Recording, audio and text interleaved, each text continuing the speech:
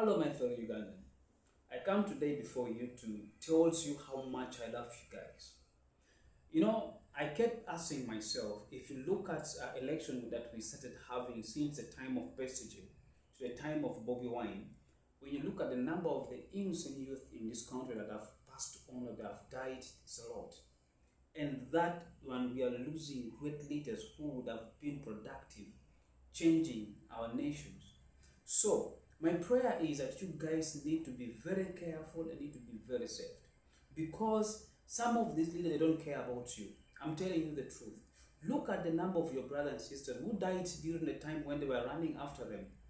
Did we see anything productive that they have done so far in their 5 years they've been in power? Nothing. Now, these are the same people now they're coming back because they think they have resources and they have money and then they can still confuse you.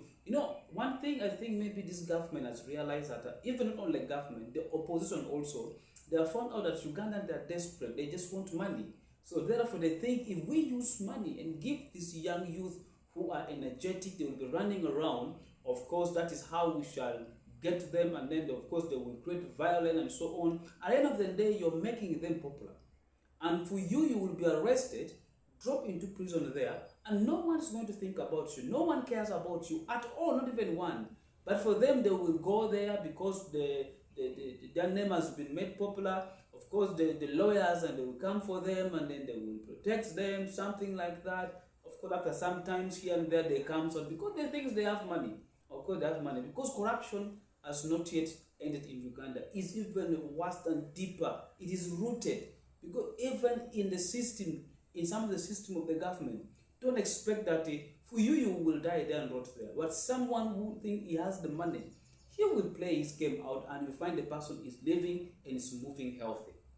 So, I urge to all of you, my fellow Ugandan, in these coming elections, don't just run after people. I think, to me, if someone does not have a manifesto, that even an idea that is going to think that is going to do for you in your area, in your region, okay, please don't just run after people. Better stay home.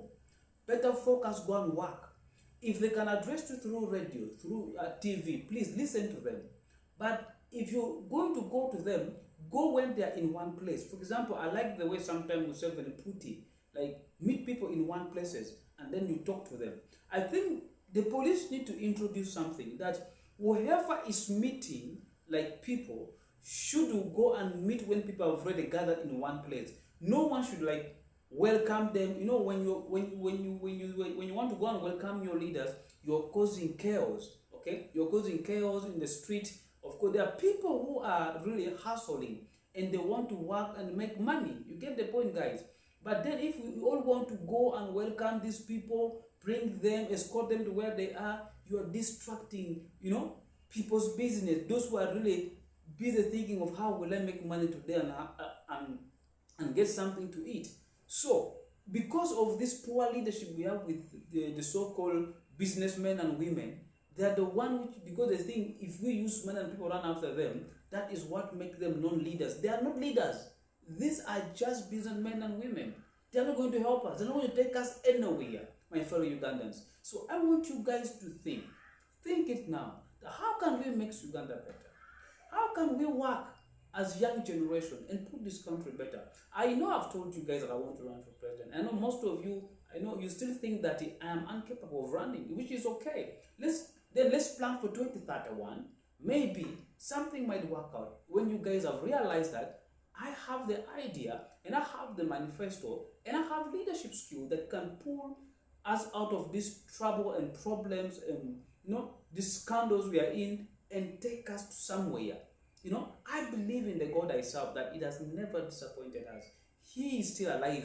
And if we believe as the young generation in this country, we can set this country apart and make it very, very differently. I believe Uganda, we don't want to go back to war. Even if as Museveni gets older, I don't think we want to see the kind of chaos. Maybe another soldier jump into the bush. Can we pick from where he has stopped? But there's no any leader as I speak who is willing to pick from there. Forget about the people that you see working in the NRMs or with National Council, whatever it is. Those guys are all businessmen and women. They don't know. They don't even what they know. They are just Because even what they read is written to them. They are being dictated. They don't even know what they're doing. They are just there for the sake of, I am here because I am the minister. I am so and so. I am so and so. I am the member of parliament. But in actual sense, if you ask them to speak by themselves, minus, okay, what has been given to them, or maybe in a written document, they cannot speak. They cannot. So why are we going to continue running after those kind of people? So I urge you, my fellow Ugandan, I know it is tough. So far, I see what's happening in Singapore. I see what's happening in different parts of the country. Please, my fellow youth and my fellow citizens, stay home. Stay home, be safe. Let them convince you. Whoever cannot convince you and show you what they're going to do, don't bother yourself. Just get up on the last day for election, go vote. Whoever comes to your mind, you think this is the person, go vote the person. Because at the end of the day, we know they're not going to do anything.